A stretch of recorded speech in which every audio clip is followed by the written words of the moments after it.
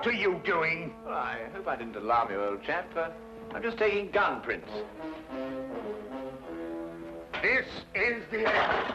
This time you've gone too far, Holmes. You can't turn this place into a shooting gallery. Gun prints. Have you ever seen a gun print? I've never even heard of a gun print.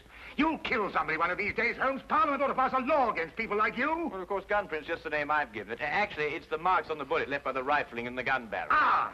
Yeah, would you like to look at these two bullets under the magnifying glass?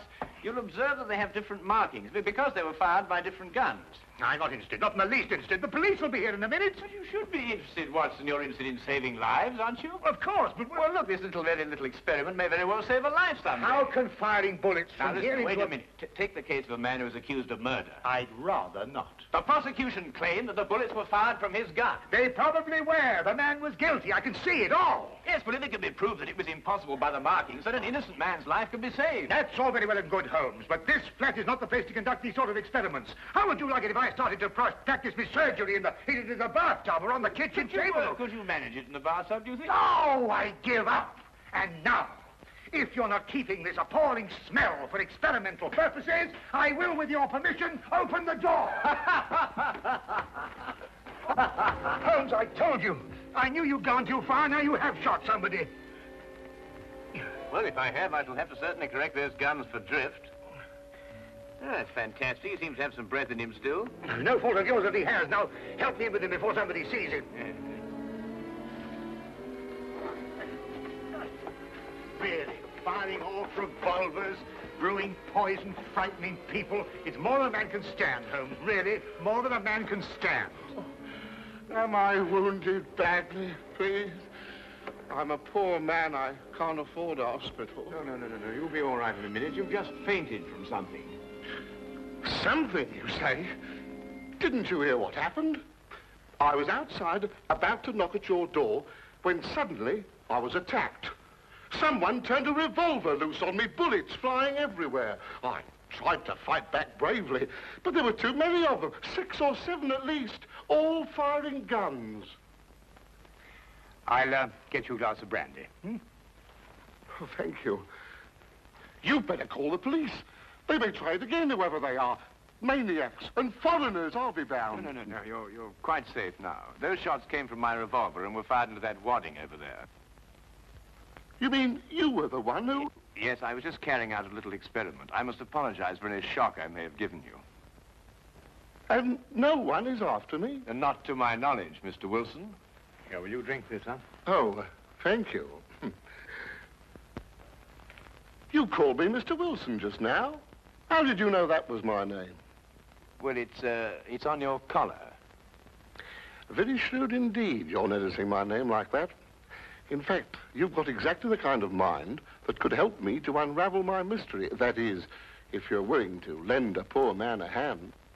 Oh, yes, I owe you at least that. What is the mystery? But perhaps you'll get a better idea of what it is if you read this first. Yeah, it's in the wanted column. Read it for yourself. Ah, to the Red-Headed League. On account of the bequest of the late Ezekiah Hopkins of Lebanon, Pennsylvania, USA, there is now another vacancy open which entitles a member of the League to a salary of £4 a week for purely nominal services. All red-headed men who are sound in... Apply in person on Monday at 11 o'clock to Duncan Ross at the offices of the League, 7 Pope's Court, Fleet Street. Apply in person on Monday at 11 o'clock to Duncan Ross at the offices of the League, 7 Pope's Court, Fleet Street. But what on earth does it mean, the Red-Headed League? It is a little off the beaten track, isn't it? I assure you, I felt the same way as you when I read it. A vacancy? For what, I asked. I'm a dealer in second-hand merchandise, and I believe in giving value for value received. And it certainly struck me as odd that somebody was prepared to give £4 a week for nothing. But young Spaulding took a different view of it. Oh? Who is young Spaulding? Vincent Spaulding. He's my assistant, and I couldn't wish for a nicer young man. I see. Now, suppose you tell me the story as it happened, right from the beginning. From the beginning? Yes, of course. Well, it all started 2 months ago when that paper came out. I was in the shop at the time. I'm there practically the whole of my time. I'm a widower and I've got little else to do. When young Spaulding came back from lunch. Mr. Wilson, if you only knew how I wish that I had red hair like you. Huh? Don't believe it or not, here is another vacancy for the League of Red-Headed Men. A league of what? Red-Headed Men. Well, surely you've heard of them, haven't you? Oh, I'm afraid I don't get about as much as some of you young people do. Well, I should have thought everyone would have heard of the League of Red-Headed Men. Well, at least everyone who was eligible. Now, a man like you, if he were accepted, could make himself a nice little nest egg without hardly lifting a hand. Vincent, I've told you before, there's one thing you've got to learn in life. Nobody ever gets anything except by the sweat of his brow. Value receives value. What is this Red-Headed League? Take a look at this paper yourself. How I wish my hair would change color, really I do. What a nice little nest egg I'd make for myself. Well, this doesn't make sense to me. No? Will you see the name?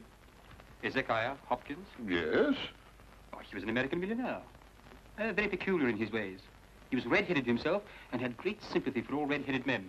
So, when he died, he left an enormous fortune in the hands of trustees to make life easier for all red-headed men. Oh, really? Yeah, red-headed men. Uh-huh. Oh, but I couldn't apply even if I wanted to. I've got the shop here to look after. Well, that's the whole point. The work don't amount to anything. Absolutely nothing at all. It need not interfere with a man's other occupation. Well, even so, probably millions of men would apply for it. No, this is limited to Londoners and to grown men. You see, this American started off from London and I suppose wanted to do the old town a good turn. And then again, I hear it's no use applying unless your hair is a real fiery red. Huh. Do you think my hair is red enough? Oh, I've never seen any redder. I could use the money.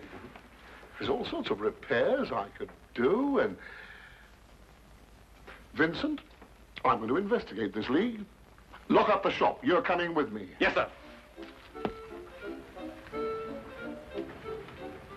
You're right. It is fiery red, isn't it?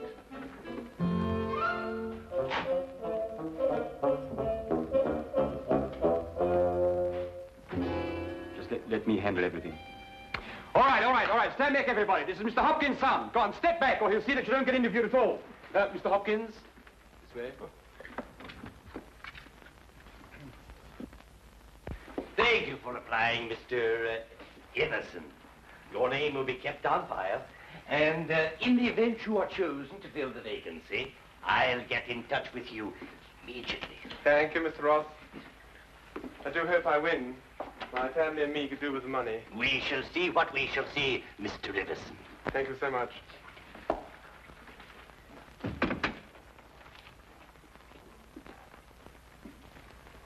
Are you the next applicant?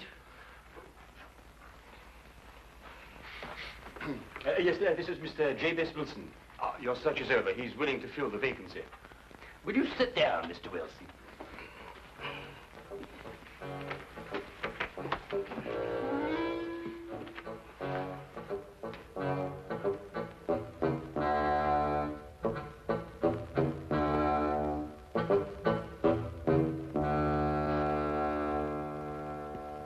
I've never seen anything like it.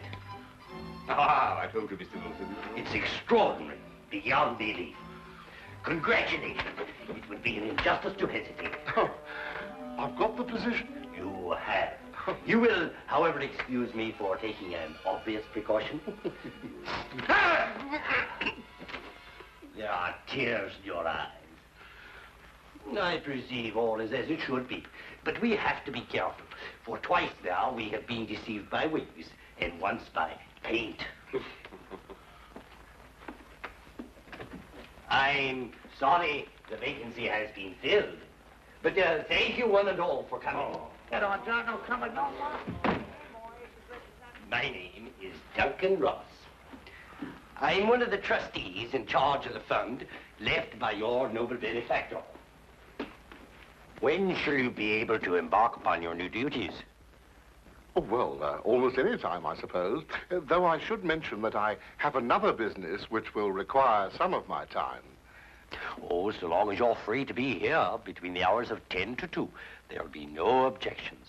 Easy enough, Mr. Wilson. There's very little business during those hours, and what there is, well, I could take care of. Oh, thank you, Vincent. I appreciate that. And what is the work? Copying the encyclopedia. Oh, The Encyclopedia Britannica. You will provide your own pen, ink, and blotting paper, and copy it down word for word. Is that agreeable? well, yes. Our only demand is that you remain in the office, or at least in building, during working hours. If you leave, you forfeit your position forever. The will is very clear from that point. Well, it's only 4 hours a day. I shouldn't think of leaving. No excuse will avail, neither sickness, nor business, or anything else. Here you must stay or lose your billet. I quite understand. Then, goodbye, Mr. Wilson. And again, let me congratulate you. Oh, thank you, sir. Thank you. The Encyclopedia Britannica. Ah, you'll do a wonderful job of it, Mr. Wilson. I'm sure you will.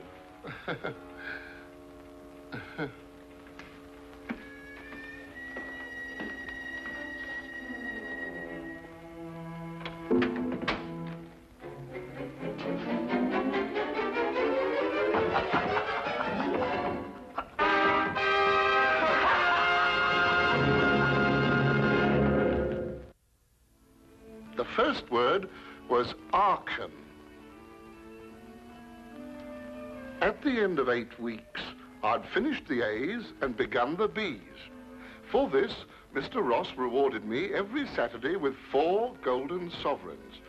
Yesterday morning, however, I got a staggering blow indeed.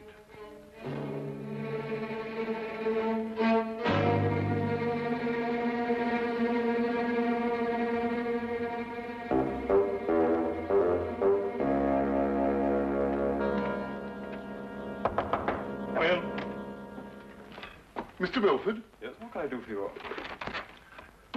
What's happened to Mr. Ross? Mr. Who? Mr. Ross, Duncan Ross, in office number 4. He's gone. What's happened to him? Just a moment, let me look him up in my files.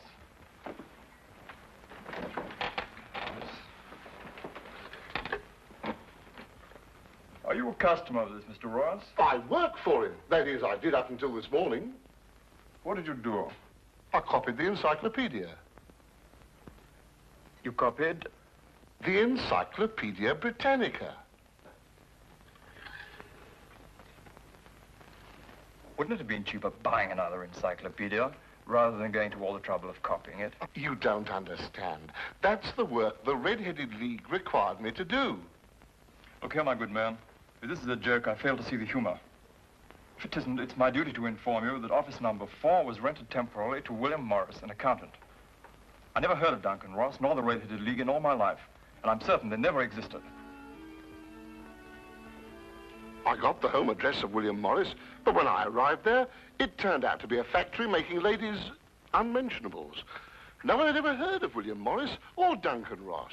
My word, you really were on a wild goose chase, weren't you? After that, I didn't know quite what to do. The whole experience was so embarrassing, I could hardly make myself tell it to Spaulding. Then, quite naturally, you thought of me. Oh, as I said before, I'm not a rich man. If I don't locate the League or find out what happened to them, I stand to lose £4 a week. You don't stand to lose anything, Mr. Wilson. You can't lose something you didn't possess in the first place. And the story is probably a pack of lies in any case. Holmes. And if it isn't, you've no reason to complain. You're £30 richer by your experience, not to mention the invaluable knowledge you've gained on every subject under the letter A. If I were you, Mr. Wilson, I'd be quite grateful and forget about the whole affair. Good day to you, sir. Well, I hardly expected this kind of treatment. If you should discover a corpse at your second-hand shop in an old cello case, you're perfectly welcome to return. In the meantime, I have an experiment to conclude. I'm going to find out if firing a gun in a house is illegal. If it is, you can rely on me to report you. Holmes, what on earth persuaded you to behave like that? Well, yes, it was rather unseemly behavior, wasn't it, Watson? Right. But absolutely necessary, I assure you. But why? Well, if I tell him I was willing to take on his case, he'd probably give me away to the wrong party. Why burden him with the necessity of having to keep a secret? Then you mean you're going to take the case? I wouldn't miss finding out about the Red-Headed League for all the tea in India. China, Holmes. Do you think it could be a prank, some sort of wild practical joke on Mr. Wilson? Well, at £4 a week for 8 weeks, the joke would be on someone else. It is a considerable sum, isn't it? The case, as I see it, breaks down into two whys. I think I know the first why, but the second why eludes me. Well, which is the why you know and which is the why you don't know? Well, why was the League formed? Now, that's obvious. To keep Wilson out of the shop for a certain number of hours a day. But why is the why that I want to know? Well, why is the why that you want to... I see. You mean somebody tried to get Wilson out of his shop in order to steal something from him? No. The case is too elaborate to justify stealing from so small a shop as Wilson's. No, the reason is bigger than that. Bigger than any of us might imagine. Now, you're not going to start shooting again, Holmes. No, but I'm going to take this with us. Us? Yes, you're interested in the case, aren't you? I'm a doctor, Holmes. Well, all the better if someone should get hurt. This started out to be such a peaceful morning, and an old friend of mine was coming from India, and we were going to spend the day together. And now look what you've talked us into, the Red-Headed League. Yes, exciting, isn't it?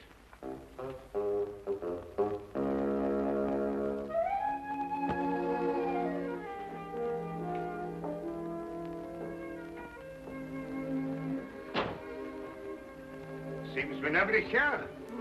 I wonder where he could be. I'll be right with you, gentlemen.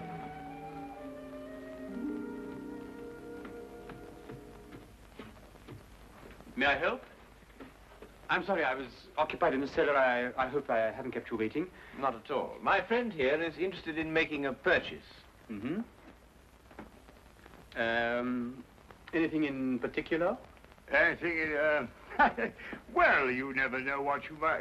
Oh, what's that? That? Yeah. That is a... Oh, yes, this is fascinating. This is the essential part of the structure of a wild boar trap. No, really? Yes. By Jove, a wild boar trap, eh? How very interesting. No, and a very fine specimen as wild boar traps go. Yes, oh, indeed. yes, a very fine... Oh, indeed, reminds me of my day. There we were, all lined out in a row, as far as the eye could see. Yes. Down the hill came the enemy, and the Battle of Royal Burnop was on. Yes, if you excuse me... There we were, outnumbered 112 to 1. That was from the count after the battle, as you understand. Yes, I'll say perfectly. Charge, they shouted, as down the hill they came, the hordes of heathen, at 112 to 1. And from that moment I became a collector, and I've been a collector ever since. You understand that, of course. Oh, yes, but that is a quite perfectly natural reaction. It's 1 o'clock. It's 1 o'clock. What? Yes, 1 o'clock. Our engagement with the Colonel. The Do you Colonel? remember? The one who led you in the charge. Oh, of course, yes. Well, I hope you'll keep that for me, will you? Well, there's been a fearful run on wild boar traps lately, but I'll do my best. Thank you, thank you. Thanks so much. Good afternoon. Well, what did you discover? The knees of Spaulding's trousers show considerable wear. What does that mean? That's a great deal. Let me have your stick for a minute. Yeah. What are you doing? Well, no time to explain now, but a considerable crime is in contemplation. And since today is Saturday, we may have some difficulty in preventing it. What kind of a crime? A bank robbery. What? Shh. Meet me at the side entrance of the Westminster County Bank at 10 o'clock sharp. Yes, is that the bank that's going to be... Yes. At 10 o'clock sharp, remember? Yeah. The basement vaults of the Royal Westminster Bank, as you can see, they are impregnable.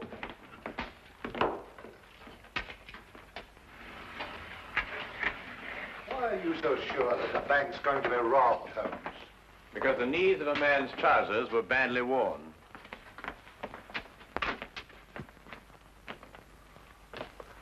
I can't see how they can possibly get in here.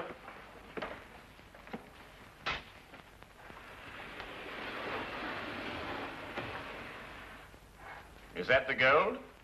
Yes.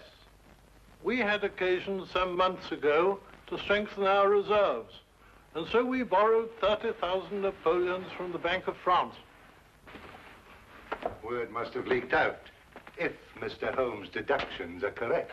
Gentlemen, we must prepare ourselves. As soon as Mr. Wilson goes to sleep, they will make attempts to get in. Who are they?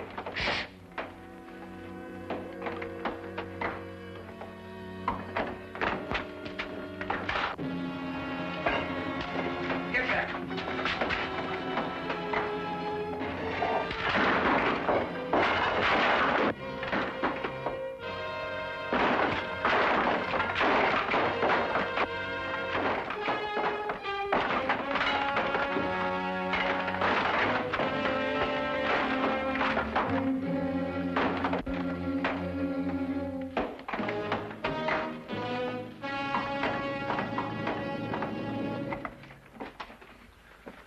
It's all right. Hey, jump! All right. All right, Spaulding, your bank-robbing days are over. So I see. I fancy my pal got away all right, though. There are 3 policemen waiting for him at the other end. You seem to have done things very, very, very neatly. I must compliment you. But I feel obliged to reciprocate. Your red-headed league was very inventive indeed. Here. You were the one who came into the shop this afternoon. You came with... With me. Ah. I thought there was something very, very queer. You don't look like a collector at all. They helped to collect you, didn't they? I think you'd better come along with me.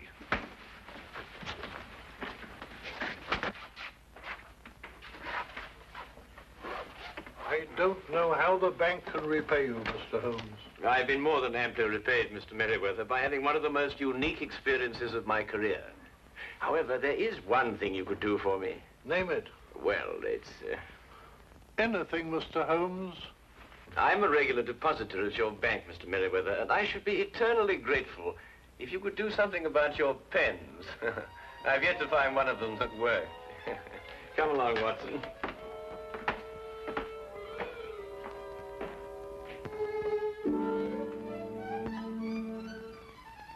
What I shall never understand is how you suddenly knew there would be a bank robbery.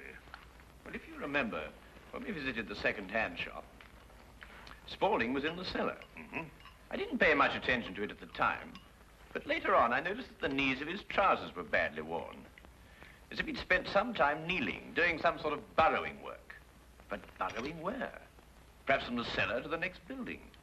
The moment the thought occurred to me, I whisked you outside and surprised you by tapping on the pavement with your stick. You certainly did. Oh, I'll just go and see who it is.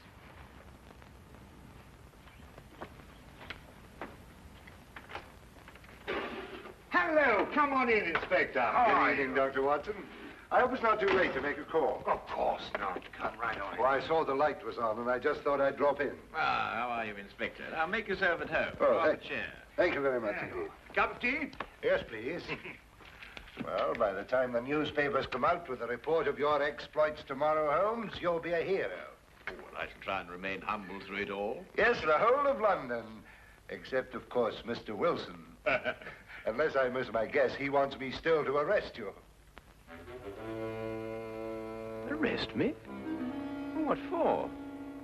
Well, he didn't like the way you treated him last night, you know. And then, of course, he complains that... Oh, no, it's too ridiculous. Still, I think you'd enjoy hearing about it. He claims that you were firing a revolver in this house. You know it's against the law, don't you? But who in their sober senses would do such a thing? Yes, it does sound very implausible, doesn't it? Yes, that's exactly what I told him. I mean, people just don't do things like that, do they?